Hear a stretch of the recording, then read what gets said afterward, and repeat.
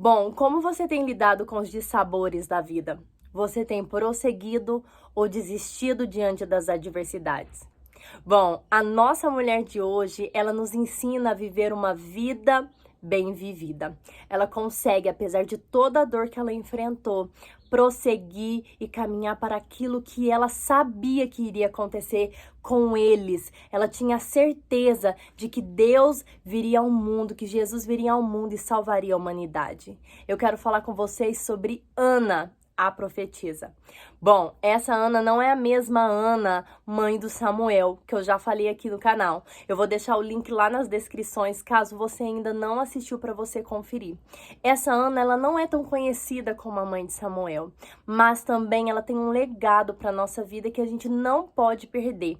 E tá lá sobre ela em Lucas, capítulo 2, versículo 36, que diz assim: Estava ali a profetisa Ana, filha do Fanuel, da tribo de Azer. Ela era já avançada em idade, tinha vivido com o marido 7 anos desde sua virgindade. Viúva de quase 84 anos, não se afastava do templo, servindo a Deus em jejum e orações, de noite e de dia. Tendo chegado naquela mesma hora, dava graças a Deus e falava acerca do menino a todos os que esperavam a redenção em Jerusalém. Podemos falar que ela é uma anunciadora daquilo que ela viu e daquilo que ela acreditava. A palavra do Senhor está nos falando que ela era profetisa. Bom, se você não sabe, houve um silêncio de Deus, né, que os teólogos dizem ser um silêncio de Deus de 400 anos. Então ela está nesse período de silêncio. Ainda não tinha levantado os profetas para anunciar, né, sobre Jesus. Houve esse tempo que não houve anunciação. Mas a palavra do Senhor está nos falando que ela era profetisa. O que o profeta faz? Anuncia, fala. Então, ela estava aqui neste momento anunciando aquilo que ela tinha aprendido. Sabe por quê? Continuando, vai falar que ela era da tribo de Aser. Essa tribo era a tribo escolhida por Deus. Apesar de que eles tinham se perdido no decorrer dos anos. Tinham se separado, não estavam mais juntos, não caminhavam, né, no mesmo entendimento que Deus tinha dado para eles. Mas ela não se perde. Ela não se corrompe pelos outros costumes. Ela ainda sabe da promessa que tinha para todos eles, para todos nós, de que viria ao mundo o Messias que resgataria a nossa vida. Então ela era uma profeta, ela anunciava essa verdade. E quando ela, né, vai passando o tempo, ela se casa. E aqui tá falando que ela viveu 7 anos casada e ficou viúva. Bom, se nós colocarmos aqui que na época uma menina se casaria com 14 anos e ela viveu mais 7 anos com esse marido, provavelmente ela teria ali o quê? Seus 20 e poucos anos? Pois é. Muito nova, não é mesmo, para ficar viúva, né? Naquela época, a menina esperava por isso, pelo casamento, porque não tinha igual a gente que tem acesso hoje aqui ao estudo, a pensar na sua profissão. A gente coloca nossas expectativas em várias outras coisas, não só no casamento, mas naquela época qualquer menina esperava o seu casamento. Era algo que se ansiava demais, então quando casava, elas queriam viver para sempre. O que aconteceu com ela? Logo, ela sofreu esse baque da vida. Ela já perde ali o seu esposo. E para aquela cultura, uma viúva não era fácil. Não era simples como hoje. Então ela passou muitos problemas, né, por causa da sua viuvez. Mas aqui tá falando que ela era viúva de quase 84 anos. Então vamos colocar aqui que ela tinha 100 e tantos anos, porque ela era viúva de quase 84 anos. Já fazia 84 anos que ela era viúva, que ela já não tinha esposo, né? Não se afastava do templo, servindo a Deus em jejum e oração, de noite e de dia. Nós poderíamos até dizer que ela era uma crente fanática, você já viu, né? Quando a gente vê uma pessoa o tempo todo servindo, a gente fala, ih, olha lá o fanático indo, o fanático voltando, não é? Muitas pessoas têm esse pensamento, mas ela entendia o que ela precisava fazer. Ela precisava servir a Deus. Adorar a Deus tem muito em servir. Nós temos que entender que adorar a Deus é colocarmos a mão ao trabalho, não olharmos somente para nossa aflição, para nossa adversidade, para nossa dor, para ela que não foi fácil, uma jovem perder ali seu esposo e ficar vista, mal falada na sociedade, né? Além dela não ter procurado isso, ainda era ruim para ela, mas ela vai servir ao Senhor, profetizar para as pessoas que Jesus viria, que o Cristo viria, que salvaria a humanidade. Ela tinha essa certeza, ela aprendeu sobre isso e ela não perdia o seu tempo, né, orando e buscando a Deus de dia e de noite. Aí eu te pergunto, aonde você tem depositado a sua atenção? Aonde você tem depositado a sua expectativa? Porque muitas vezes nós não superamos as aflições que nós vivemos porque nós colocamos a nossa expectativa no lugar errado. Ela coloca a sua expectativa no lugar certo, que é em Cristo Jesus. Enquanto nós, muitas vezes, nos apoiamos nas pessoas, por isso decepcionamos, né? Nós achamos que as pessoas podem suprir algo que somente Jesus pode suprir.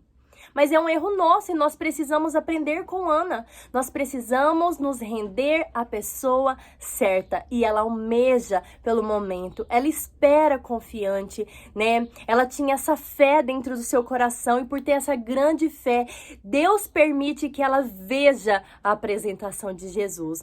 E continua, tendo chegado naquela mesma hora. Ela chegou na hora certa, no momento certo, para ver aquela grande milagre. Porque quando ela contempla aquele menino, ela sabe que ele traria a solução para o problema das pessoas. Pode ser que ela não veria, né, Jesus anunciando tudo que ele anunciou. Provavelmente ela não conseguiu compartilhar esses momentos, mas ela ficou feliz em ver que aquilo que ela profetizava chegou na vida dela e na vida da geração que estava ali, da juventude que estava ali, das crianças que estavam nascendo naquela época. Eu acredito que ela tenha enchido o seu coração de alegria por saber que ela foi privilegiada de ver Jesus. Então, dava graças a Deus, olha só, ela era grata a Deus por aquele momento, por ter contemplado aquilo que ela contemplou e falava acerca do menino a todos que esperavam a redenção em Jerusalém. Ela não perdendo tempo, mesmo não sendo nova, não sendo jovem. E a palavra do Senhor nos fala que mesmo na velhice podemos dar frutos, né? Não pare de olhar para o tempo, para a idade que você tem. Comece a trabalhar para Jesus, comece a dedicar a sua vida para o reino de Deus. Ana nos ensina isso, nos ensina a olharmos para aquilo que nós temos e caminharmos rumo ao que o Senhor planeja para nós. Nós precisamos estar atentos, nós precisamos focar, largue a dor de lado, largue o sofrimento de lado. Todos nós sofremos, todos nós enfrentamos adversidades. Alguns sofrem mais, outros sofrem menos, mas há de desprezar quem sofre menos? Não. A dor de cada um conta e o Senhor se importa com a nossa dor. Ele se importa com aquilo que nós sentimos, Ele se importa com aquilo que nós sofremos e Ele não nos abandona. Ele não abandona Ana.